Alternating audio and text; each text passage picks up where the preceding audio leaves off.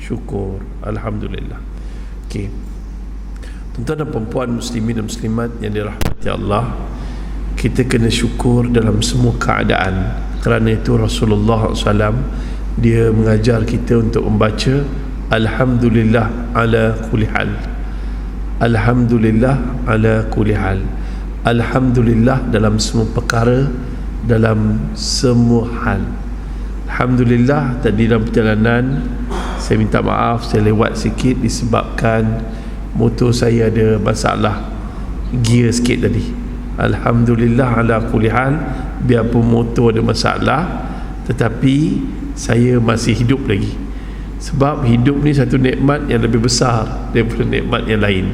Antara sebabnya ramai orang di kalangan kita, mungkin ada isteri, anak-anak kita, saudara mara kita, ibu ayah kita yang dah meninggal dunia. Dan ketahuilah, orang yang meninggal dunia menjerit-jerit minta pertolongan daripada Allah untuk hidup kembali. Tolong hidup balik. Tapi kita yang hidup, ada yang minta mati. Ya Allah, tak larat dah. Ya Allah, ujian macam-macam. Ya Allah, lebih baik aku matilah. Suami nikah hari seorang, ya Allah, lebih baik aku matilah. Sakit sikit baru kena potong kaki, umur 70 tahun baru kena potong kaki sebelah kiri. Dah 70 tahun guna kaki tu tak pernah bersyukur. Tapi tiba-tiba Allah uji, kena macam manis nak potong kaki sebelah. Oh, lebih baik aku matilah. Orang yang mati minta hidup balik, orang hidup minta mati. Ya Allah. So na'udzubillah min zalik. Kita jadi orang yang senantiasa bersyukur dengan perkataan yang diajar kepada kita, iaitu Alhamdulillah ala kulli hal. Alhamdulillah dalam semua perkara, dalam semua hal. Ada orang mengeluh pasal Covid, Ustaz, Covid susah nak berniaga, Ustaz, susah nak tu, susah nak ni. Tapi disebabkan Covid ini, orang yang beriman dia sebut Alhamdulillah ala kulli hal. Kenapa? Dengan Covid ini perniagaan dia tutup, tapi keluarga dia hidup.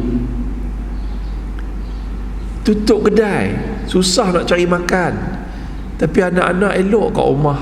Upa-upa baru kita tahu anak kita perangai tak elok. Anak kita main masjid solat, tapi anak kita tak solat. Masa masjid ditutup, terdiri di rumah masing-masing 1000 masjid. Di taman kami di Kuala Lumpur, masjid tak dibenarkan solat. Ada orang tertentu je boleh solat, berapa ramai je. Tiba-tiba dengan kuasa Allah Ta'ala, kami solat di rumah. Rumah saya laungkan azan, rumah jiran saya laungkan azan, banyak tempat laungkan azan. Masya Allah. Apa berlaku? Biarpun satu masjid ditutup, tetapi lahir 1000 masjid di rumah masing-masing. Walaupun kita tak dapat solat berjemaah di masjid, tapi kita boleh buat solat jemaah di rumah. Alhamdulillah. Abang sulung laungkan azan, adik iqamah, solat sama-sama. Benda tu makan masa lah, sebulan, 2 bulan, PKP 1, PKP 2, last kali Alhamdulillah dah jadi biasa, seronok solat berjemaah. Bila dah boleh buka masjid, saya selalu cakap, ketika Covid, jadikan rumahmu seperti masjid, dan selepas Covid, jadikan masjid seperti rumah keduamu. Macam itulah. Jadikan ketika Covid, jadikan masjid, jadikan rumahmu seperti masjid, dan selepas Covid, jadikan masjid seperti rumah keduamu. Itu buatlah program masjid, surah, program ceramah, program apa, buat di rumah. InsyaAllah anak kita pun bila solat berjemaah, rahmat masuk dalam rumah kita. Kita ingat lagi ketika tahun lepas, hari raya puasa, kita baca ketubah, seronok kat rumah. Oh ya Allah. Masing-masing ada ujian masing-masing. Dan kena ingat, Covid ni kelab-kelab malam tutup. Covid, kelab malam, kedai judi, kedai arak, semua tutup. Tak ada satu kerajaan pun boleh tutup lah, jangan main. Tapi dengan Covid ni, atas akta daripada Kementerian Kesihatan, boleh tutup. Rumah urut, punya banyak rumah urut, kedai kau tutup semua. Semuanya dengan izin Allah, asbab Covid.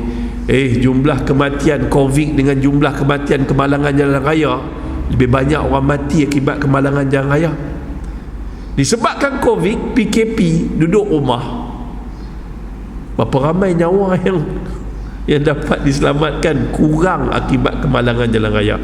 Bukanya PKP, bukanya rentas sempadan, baru-baru ni sebelum berlakunya banjir 18 hari bulan, 9 seorang ibu dan 9 mati semua.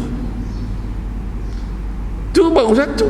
Belum cerita bah terbalik, belum cerita lagi Cameron Highland, bagaimana ya Allah, kematian akibat kemalangan jalan raya lebih kurang 17 hingga 27 setahun, sehari purata setahun, 17 hingga 27. Ada anak kita lebih muda daripada kita mati akibat kemalangan jalan raya.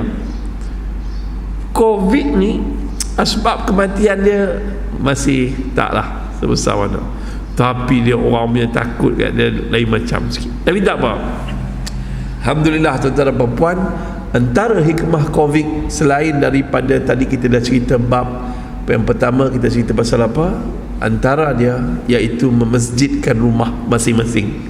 Yang kedua tuan-tuan dan puan, muslimin dan muslimat, iaitu dapat mengurangkan jenayah kepada Allah seperti kedai-kedai judi, jenayah kepada Allah seperti pusat-pusat pelacuran, jenayah kepada Allah seperti pusat-pusat hiburan, jenayah pada Allah seperti pusat-pusat pelacuran, kelab malam apa semua tu berjaya ditutup Covid. Orang takut tu, pelacur pun takut, gangster-gangster pun takut Covid.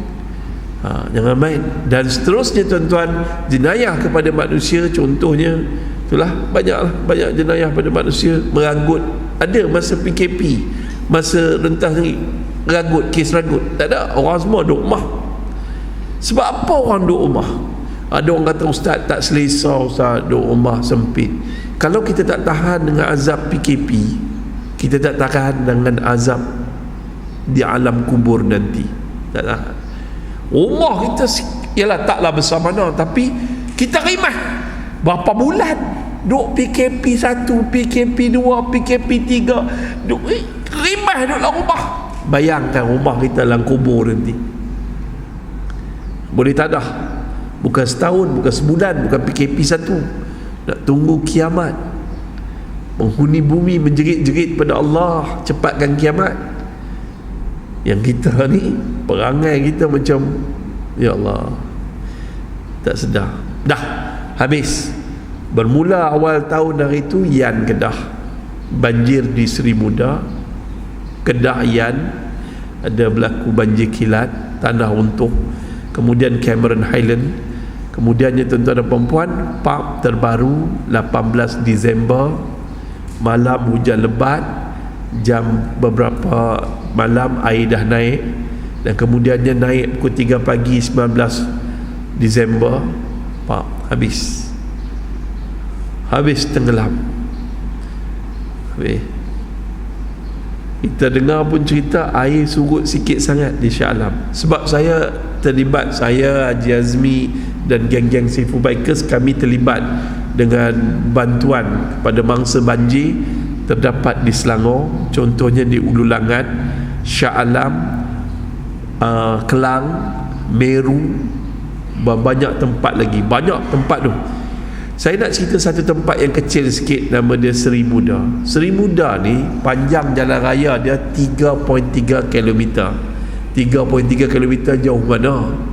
Tapi tuan-tuan, orang yang duduk dalam situ puluhan ribu orang, kereta, kucing.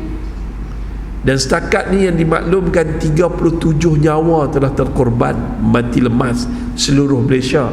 Di daerah Shah Alam saja jumlahnya lebih kurang 14 orang. Wallahu a'lam, mungkin ada mayat yang belum ditemui lagi. Allahu Akbar. Nyawa-nyawa ni siapa nak jawab depan Allah? Oh, kalau dia seorang Islam mukmin, insya-Allah. Tuan-tuan, jawapan dia syahid. Syahid. Syahid kecil, bukan syahid fisabilillah, syahid kecil. Syahid yang perlu dimandi dan disolatkan kan. Okey, dikapankan. Okey. Tuan-tuan dan puan-puan, muslimin dan muslimat yang dirahmati Allah. Saya sempat pada hari 20, 21 kita sempatlah bagi bantuan. Dan apa berlaku, saya pergi dapat jumpa seorang kenal. Alhamdulillah, kenal dia pun explain apa yang berlaku. Dia punya pertama 18 tentera dah ada dah, tapi tentera bergerak sendiri masa tu. Tentera, ini kelebihan tentera, dia pergi demi nyawa, pak pergi terus. Dan dia orang menyelamatkan mangsa-mangsa, tapi aset tak cukup lagi masa tu sebab belum ada apa-apa. So dia pergi selamatkan Zab. Lepas tu datang JPA, 2 kemah je ada dekat tak jauh daripada situ, dan kemudian dia tuan-tuan selamatkan mangsa. Tapi yang dahsyatnya, rakyat Malaysia dahsyat. Allahu Akbar. Kita tolong-menolong satu sama lain, tak kira agama, bangsa dan negara. Rupa-rupa banjir mencuci lumpur dosa resis, dosa-dosa perkauman, dosa-dosa kebencian antara umat Nabi Muhammad, walaupun dia India, Cina, apa semua ni. Allah cuci dosa-dosa lumpur dosa perkauman ni. Sebab Islam ni dia bukan agama perkauman. Cuci betul. India mai tolong Melayu, Melayu mai tolong India, tolong Cina, Melayu tolong, tak kira apa lah. Cantik tak cantik, subhanallah. Tuan-tuan dan puan-puan, ustaz tak nak cerita panjang untuk petang ni, tapi bila kita sebut banjir, kita kena ingat, kita tengok banjir, kita ingat siapa? Kalau kita ingat banjir, kita ingat Naksa, kita ingat ni mana dia Majlis Tindakan Keselamatan Negara, mana dia askar, mana dia polis. Kita ni lemah sangat iman kita. Islam mengajar bila kita tengok bencana, ingat Allah. Tengok motor, ingat Allah. Tengok kereta, ingat Allah. Siapa yang jadikan langit? Allah. Siapa yang jadikan hujan? Allah. Siapa yang jadikan masjid merbuk ni? Allah. Yang buat? Manusia. Siapa yang jadikan motor? Allah. Yang buat? Manusia. Kena ingat ni, jadi dan buat. Yang jadikan Allah, yang buat manusia. Siapa yang jadikan banjir? Allah. Yang buat? Manusia. Manusia. Tangan-tangan yang merosakkan, perangai yang melampaui batas, mencabar dan mengundang kemurkaan Allah. Itu dia. Tuan-tuan dan puan, muslimin dan muslimat yang dirahmati Allah, banjir, orang main masjid. Ada JK masjid cerita kat saya, ustaz, puas kejut subuh ustaz, puas kejut subuh. Dah datang masjid ni, dalam masjid ni, puas kejut subuh untuk solat subuh, tak solat ustaz. Ada yang melangut dia macam tu. Dia kata, oh mungkin penat malam tadi, ni mangsa banjir duduk kat masjid ni, lepas tu biarlah zuhur tak solat ke. Last sekali waktu asar ditanya, tak maaf pakcik dah, kami tak biasa solat, kami dah lupa cara solat. Nasib baik EJK tu hati dia mulia, tak apa dik, ni dah banjir ni, jom cik ajar solat, ambil wudu solat kan? Duduk dalam masjid, duduk dengan seluar pendek, imam bagi kain pelekat, duduk makan makanan masjid, tapi tak solat. Tapi alhamdulillah JK masjid bagus. Dia tanya, tak solat ke? Oh budak tu pun bagus, saya tak tahu solat, dia ajar. Allah, bagus. Bahasa ni tuan-tuan bukan untuk cari salah, tapi untuk membaiki salah. Bukan nak cari salah, tapi membaiki salah, menyelesaikan masalah. Selesai. Jadi kita boleh tengok ni, tengok banjir, ingat Allah. Oh, Allah yang mengutus banjir. Yang nombor dua, tengok Quran. Banjir besar, kisah Nabi Nuh alaihissalam. Banjir ni disebabkan zaman Nabi Nuh. Banjirnya disebabkan syirik pada Allah, tidak mahu menyembah Allah. Tadi yang lari ke masjid tak sembahyang, tak sembah Allah. Berapa ramai kat sana. Saya tak nak cerita, ada 2-3 benda yang agak sensitif. Saya tak ceritalah, sembang-sembang off record boleh. Tuan-tuan, kalau kita nak buat surau, Allah dah tercerita. Nak buat masjid kat sana, susah. Kena macam-macam. Orang nak buat masjid pun tahulah macam-macam. Tapi kalau nak buat kuil, main pacak, jadi kecil, lama-lama jadi besar. Benda ni berlaku. Saya dah tercakap ni, saya harap benda ni dipotong. Kena secara ringkas, tuan-tuan dan puan-puan, Nabi Nuh alaihissalam berdakwah 900 tahun lebih. Dalam 900 tahun lebih Nabi berdakwah, terlalu sedikit orang beriman dan menyembah Allah. Maka apa berlaku, tuan-tuan dan puan-puan, muslimin dan muslimat? Allah turunkan azab, banjir besar. Ketika Nabi Nuh alaihissalam membina masjid, membina bahtera atas perintah Allah di atas bukit, lagilah orang gelak. Ini negara padang pasir. Orang kata negara, ialah, tiba-tiba dia buatnya bahtera di atas bukit. Jadi orang kafir gelak, apalah ya Allah, apalah ni. Maka apa dia buat? Dia buat orang kafir ni beramai-ramai, kaum Nabi Nuh alaihissalam berakkan ramai-ramai, nak menghina Nabi Nuh alaihissalam, berak ramai-ramai, buang air besar, penuh, sampai hampir penuh, sehingga ada orang buta pun datang berduyun-duyun pergi sana, pergi buang air besar, buang najis dalam bahtera Nabi Nuh alaihissalam, sambil mereka gelakkan, Nuh dah gila, Nuh dah gila. Tiba-tiba salah seorang daripada yang buang air besar tu, orang buta, terjatuh dalam najis, timbunan najis tersebut. Bila orang buta jatuh dalam timbunan najis tersebut dalam bahtera Nabi Nuh, dengan izin Allah dia celek, boleh melihat kembali. Bila boleh melihat kembali, jadi viral lah benda ni. Dia pun turun, hang dulu tak boleh nampak, sekarang dah boleh celek mata, hang boleh nampak, alhamdulillah.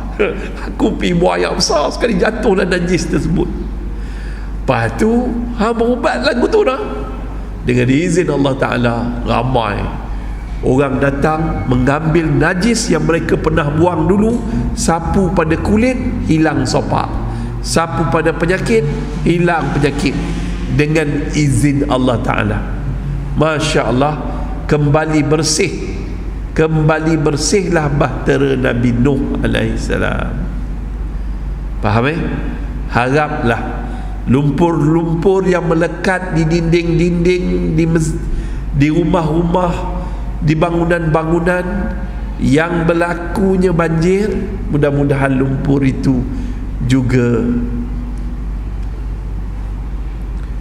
akan mengingatkan kita tentang dosa kita. Apa lagi Ustaz cerita? Bila bahtera Nabi Nuh dah siap, Nabi Nuh panggil kaumnya, marilah naik bahtera, kita selamatkan diri. Sehingga tak ada yang nak naik. Maka Nabi Nuh menyelamatkan haiwan naik. Sebab tu Ustaz tengok baru-baru ni, masa di Ulu Langat dan juga di Shah Alam, ada manusia dia selamatkan kucing, banyak kucing. Ada manusia yang menyelamatkan anjing. Ada seorang budak naik ni, anjing duduk atas bot dia, dah berapa hari anjing tu berendam. Tu pun nyawa, tu pun makhluk Allah. Lahirnya manusia-manusia yang mulia. Dapat tahu pula kawan-kawan kita daripada Sikh, penogeh getah Sikh datang, daripada Johor datang, daripada Kelantan datang dengan 4x4, dengan sampan, dengan apa semua. Dahsyat, seronok tengok. Tanpa mengharapkan bantuan daripada pihak tertentu, maka Allah hantar bantuan dalam persaudaraan Islam dan kemanusiaan. Cantik. Nabi Nuh AS panggil semua tak nak, maka ketika itu apa berlaku? Dimasukkan haiwan, banjir kilat. Bila banjir kilat, kaum Nabi Nuh kata, apalah, baru hujan sikit je, banjir. Dia orang kata tak apalah, baru banjir sikit je. Dia lari atas bukit lain. Tiba-tiba Masya Allah, banjir menenggelamkan bukit-bukit, dan mulalah bahtera Nabi Nuh bergerak. Dan ketika itu nampak isteri dia dengan baik. Isteri pun degil. Pak isteri nampak anak dia sambil Nuh. Marilah, tak apalah, dah hanyut, dah lemas, dah pun tak nak naik bahtera Nabi Nuh. Ini menunjukkan keegoan kita lebih dahsyat. Sebesar-besar bencana adalah ego kita yang tak mahu tunduk kepada kebenaran, iaitu cara menyelesaikan masalah, pulanglah kepada Tuhan. Tapi orang tak nak. Itulah, kita pernah lah, kita orang sini tahulah macam mana Allah bantai habis-habis, bersih licin Aceh, Kuala Muda, tsunami. Takkan kita tak ingat lagi? Oh Ustaz, ini bencana alam. Oh cantik ayat. Ini fenomena alam, cantik ayat. Berdasarkan kajian 1971 banjir besar melanda Kuala Lumpur dan Selangor. 1971. Oh cantik cakap. Ada orang cakap, Ustaz, ini Ustaz main cakap bencana ni adalah kemurkaan Allah Ta'ala. Ya, kami ini yang duduk kat Raub ni, tanah tinggi ni, macam mana boleh tenggelam? Ya, itu Allah nak tunjuk lah. Bagi orang beriman menjalani ujian. Ujian itu ni ujian Ustaz. Alhamdulillah lah, sedar tu. Ujian itu membolehkan dia dapat pahala. Kalau dia mati pun syahid kecil. Tuan-tuan dan perempuan, pertama, setiap rumah yang dekat dengan kawasan banjir, bersiap sedialah. Bak pepatah Melayu kata, sediakan payung sebelum hujan, sediakan perahu sebelum banjir. Buat, kalau boleh, saya cadangkan pada siapa yang pihak berkuasa, setiap taman-taman perumahan yang dah biasa banjir, setiap kampung yang dah biasa banjir, siapkan bot. Bot itu ketika waktu panas isi air, boleh dijadikan tempat kolah air. Kalau boleh setiap lorong di taman-taman perumahan ada bot, memudahkan berlaku ketika kemarau ada air kan. Selangor kan ada masalah krisis air kadang, jadi itu dia boleh digunakan sebagai air. Dan nombor dua tuan-tuan, dia boleh gunakan untuk menyelamatkan mangsa-mangsa banjir bila banjir. Kena ada. Nak harapkan ni aset yang ada mungkin lambat sampai. So bot tu penting. Kita pun berharap bagaimana arkitek-arkitek yang bijak pandai boleh menukar bumbung-bumbung dengan bot. Apartmen-apartmen yang tinggi, di atas dia boleh diletakkan bot. Boleh. Inilah itu dia. Okay. Terus lagi tuan-tuan dan puan, jangan lupa siren. 2-3 jam lagi air daripada empangan ingin dilepaskan sebab hujan berlebihan, maka air empangan naik, dia nak lepas, dia bunyi siren. Siren tu hendaklah dididik. Siren itu tanda mungkin sejam lagi kita akan banjir. Bolehlah awak bersiap sedia. Bolehlah di teknik-teknik lah. Dan yang ketiga, tuan-tuan dan puan muslimin dan muslimat, kita kena ambil juga masa Haji Azmi, kami pergi ke mana? Ke rumah-rumah bangsa banjir. Apa pun tak guna. Peti ais yang mahal 5-6 ribu hancur. Tengok perabot-perabot, almari, sofa yang beribu-ribu, TV yang kita sembah sepanjang waktu. Tengok TV, tak pergi masjid duk tengok TV, Allah tenggelamkan. Tu dia, macam-macam alat-alat elektronik hancur sehancur-hancurnya, dilonggokkan tepi jalan. Baru ni ustaz pergi ke mana, ke Kelang. Dekat situ ada satu kampung, nama dia Kampung Lombong Timah tak silap. Kampung Lombong Timah tu dekat nak berapa kilometer, orang letak perabot campak yang dah rosak, yang dia ni bertimbun-timbun, timbun tinggi. Kenapa berlaku? Bayangkan, timbunan-timbunan tinggi itu adalah amal-amal soleh kita yang rosak disebab mengecam orang, mengumpat orang, busuk hati, riak, ujub, takabur. Macam mana timbunan barang-barang yang busuk, yang berlumpur, yang rosak, perabot-perabot elektronik ni semua, macam tu kot amalan kita. Akibat busuk hati, akibat dengki, akibat riak, ujub, takabur. Tengok ya Allah, jangan ya Allah, walaupun barang ni bernilai RM20,000 tapi tenggelam dalam lumpur, dalam air, tak ada nilai di sisi manusia. Takut macam itulah amalan kita di sisi Allah ni. Dan alhamdulillah. Jadi tuan-tuan dan puan, muslimin dan muslimat, kita doalah sahabat-sahabat kita di Selangor, Allah kurniakan kekuatan untuk berhadapan dengan ujian. Dan saya dengar sahabat-sahabat daripada Kedah banyak membantu. Terima kasih. Saya tak tahu daerah Merbuk ni ada yang membantu ke sana ke tidak, tapi dahului dengan doa. Dan sana tuan-tuan, ramai juga yang membantu tapi mencuri.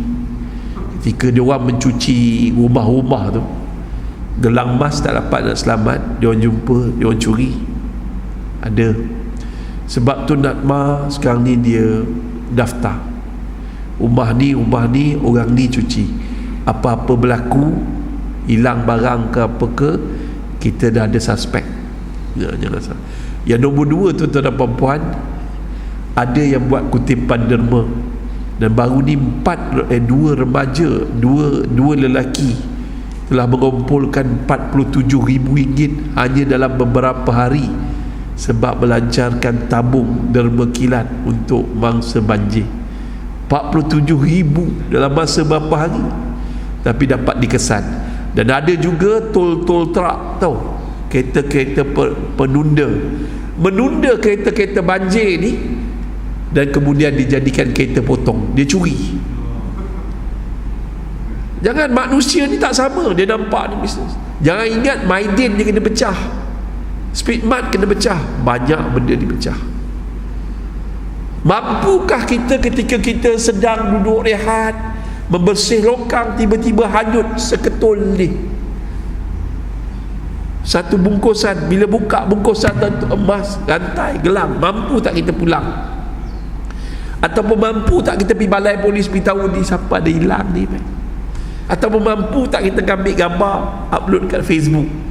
Nilai tu mungkin 100,000, kita pun tengah sesak ni, rumah kita pun masuk air. Semuanya menguji keimanan. Dah. Jadi Ustaz cuba tutup dengan kisah di Syria. Ustaz baru balik daripada Syria, kita pergi bagi bantuan musim sejuk hari itu. Alhamdulillah, ketika pergi ke sana, Ustaz pergi ke Idlib. Dan di Idlib ni kita ada banner masjid ni, bandar Idlib tu hancur sehancur-hancurnya, kena bom dengan tentera Bashar. Apa yang berlaku di Syria bukan peperangan, tapi pembunuhan pihak kerajaan terhadap rakyatnya. Kisah ni berlaku pada bulan Mac 2011, hanya kerana SMS ataupun SMS yang diterima oleh seorang budak tu berkomunikasi dengan rakyat Libya. Dia kata kerajaan Gaddafi sudah jatuh, Lepas tu budak ni balaslah mesej, dia kata harap perkara yang sama berlaku di Syria. Dan ketika tu apa berlaku tuan-tuan? Pihak SB ataupun perisik telah menahan kanak-kanak tersebut. Saya tak tahu nama dia, Harun ke apa ke, saya lupa nama dia. Dan dia disoal siasat, dan menyebabkan soal siasat itu berlaku physical torture dan mati. Bila mati di bawah tahanan polis, ketika tu jadi kecoh. Dan akhirnya berlaku penunjuk perasaan, dan ketika tunjuk perasaan itulah tentera-tentera Bashar telah melakukan pengeboman dan pembunuhan beramai-ramai. Akhirnya sampai ke hari ini saya pergi bandar tu lagi besar daripada Kuala Lumpur. Kat situ penduduk dia jutaan. Jadi padang jarak, padang terkuku, dan mereka lari ke sempadan Turki. Jumlah pelarian yang lari ke sempadan Turki melalui Idlib, melalui Karaman Maras, tuan-tuan, jumlah dia cecah 2 juta. Yang tak dapat masuk lagi, tak dapat masuk duduk dekat Idlib, saya pergi tu tuan-tuan, dia ada kem pelarian.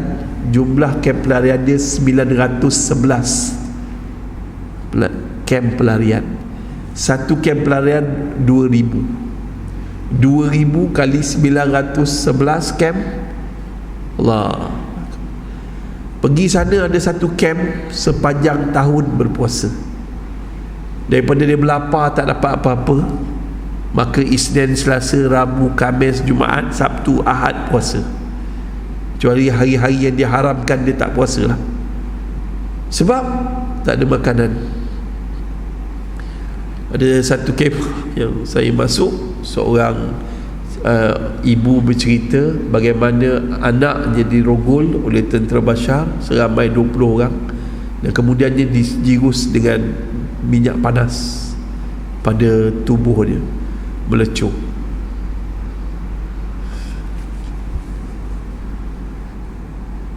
Sebab tu semua yang berlaku pada hari ini tanda-tanda kiamat. Ulama' dah kata selepas wabak akan berlaku kemarau panjang menyebabkan krisis makanan, dan akhirnya berlaku perang besar. Kemungkinan perang besar itu adalah menentang Dajjal. Katalah ulama' tu cakap, sekadar cakap, kita orang yang ada akal, ambillah langkah hati-hati, bertindaklah. Jangan nak terlalu ilmiah sangat. Mana dalil, mana ni. It's okay, bagus lah, itu perkembangan yang bagus. Tetapi orang yang bodoh macam saya, dia cakap, kalau jadi aku dah buat sesuatu, aku dah buat langkah berhati-hati. Kalau tak jadi, alhamdulillah. Dia kena fikir macam tu. Wallahu a'lam. Tuan-tuan dan perempuan, jom pujuk hati kita, sedaya upaya untuk tambah iman kita. Kita akan diuji, dan kita berada di akhir zaman, kiamat dah dekat. Jadi saya berhenti dulu, cukuplah untuk kuliah duha ni. Kalau ada apa-apa soalan, saya boleh buka 1-2 soalan. Sekira sampai 10, kalau tak ada kita tutup. 1, 3, 5. Ustaz, lompat-lompat Ustaz, sebab ramai yang berlompat sekarang ni. 7, 9, 10.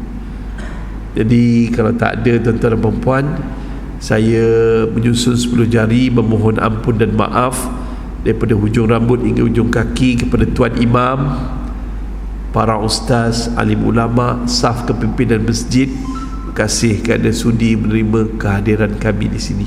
Sadia, wabillahi taufiq wal hidayah. Assalamualaikum warahmatullahi wabarakatuh. Waalaikumsalam warahmatullahi wabarakatuh. Terima kasih kepada yang bahagia Ustaz. Pertama kali kami minta maaf. Hari ni hari Nuri kan. Oh ya Allah. Ada Nuri. Berapa selesai kat nikah dah tadi?